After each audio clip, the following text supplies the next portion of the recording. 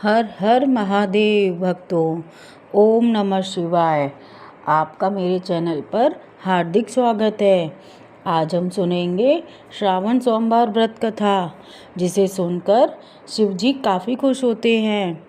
आइए सुनते हैं हम व्रत कथा। श्रावण सोमवार की कथा के अनुसार अमरपुर नगर में एक धनी व्यापारी रहता था। दूर दूर तक उसका व्यापार फैला हुआ था।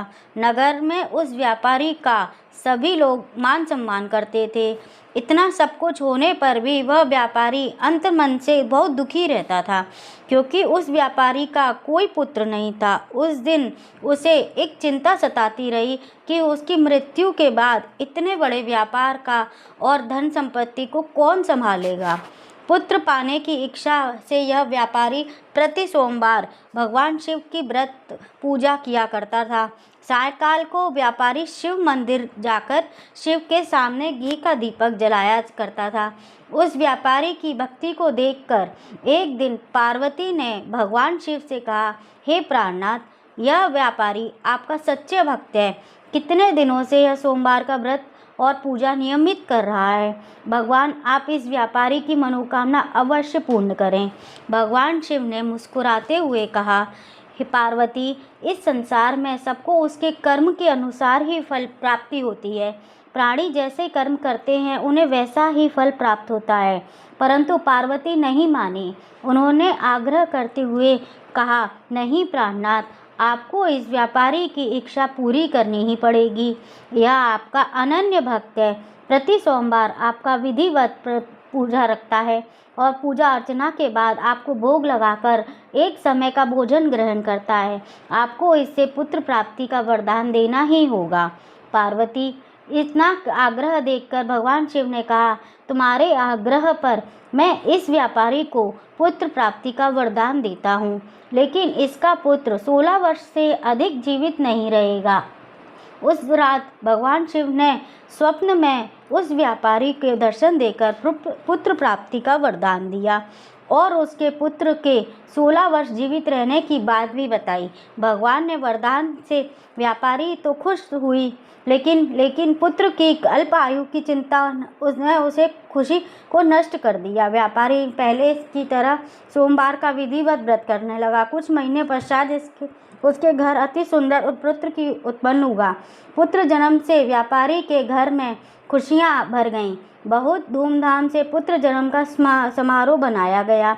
व्यापारी को पुत्र जन्म की अधिक खुशी नहीं हुई, क्योंकि पुत्र की अल्पायु से रहस्य किसी को पता नहीं था। यह रहस्य घर में किसी को नहीं मालूम था। विद्वान ब्राह्मणों ने उस पुत्र का नाम अमर रखा। जब अमर 12 वर्ष का हुआ तो शिक्षा के लिए उसे वाराणसी भेजने का निश्चय हुआ।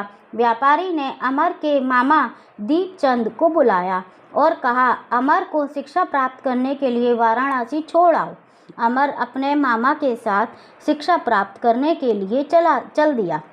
रास्ते में वहाँ अमर की दीपचंद्र शास्त्री विश्राम के लिए ठहरते हैं, वहीं यज्ञ करते हैं और ब्राह्मणों को भोजन कराते हैं। लंबी यात्रा के बाद अमर और दीपचंद एक नगर में पहुँचते हैं। उस नगर के राजा की कन्या विवाह की खुशी में पूरे नगर में सजाया गया था। निश्चित समय पर बारात आ गई, लेकिन वर का पिता अपने बेटे को एक के काने होने के कारण बहुत चिंतित था। उसे इस बात का भय सता रहा था कि राजा को इस बात का पता चला तो वह कहीं विवाह से इनकार न कर दे, इससे उसकी बदनामी होगी। वर के पिता अमर को देख तो उसके मस्तिष्क में एक विचार आया। उसने सोचा, क्यों ना मैं इस लड़के को दूल्हा बनाकर राजकुमारी से विवाह करा दूं और विवाह के बाद उसको धन देकर विदा कर दूंगा और राजकुमारी को अपने नगर ले जाऊंगा। वर के पिता ने इसी संबंध में अमर और दीपचंद से बात की। दीपचंद ने धन के लालच में वर के पिता की बात स्वीकार ली। अमर को दूल्हे को वस्त्र पहनाकर राजकुमारी चंद्रिका के विवाह करा दिया। राजा ने बहुत सारा धन देकर राजकुमारी को विदा किया।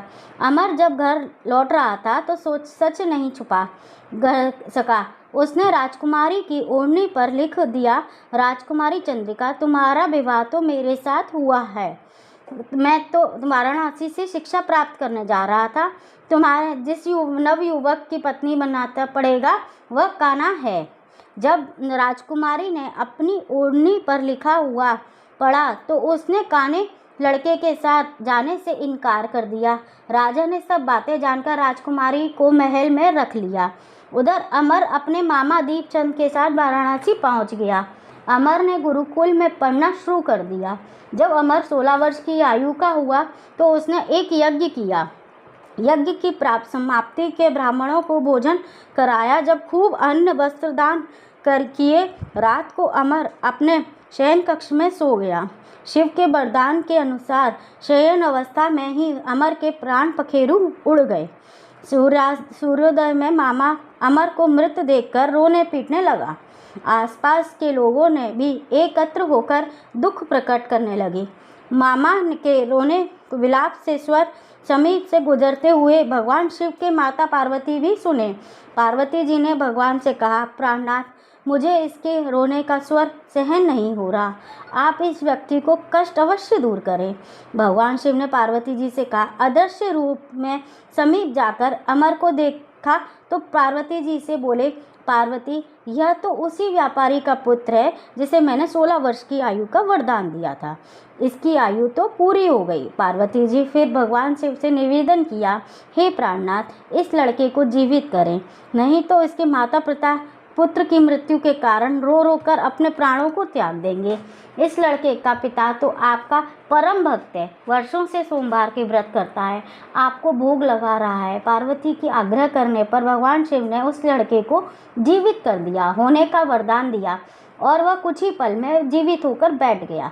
शिक्षा समाप्त करने के बाद अमर के मामा अपने नगर की ओर चले गए। दोनों चलते हुए उसी नगर में पहुँचे जहाँ अमर का विवाह हुआ था। उस नगर में भी अमर के यज्ञ आयोजन किया गया। समीप से गुजरते हुए नगर के राजा यज्ञ का आयोजन देखा।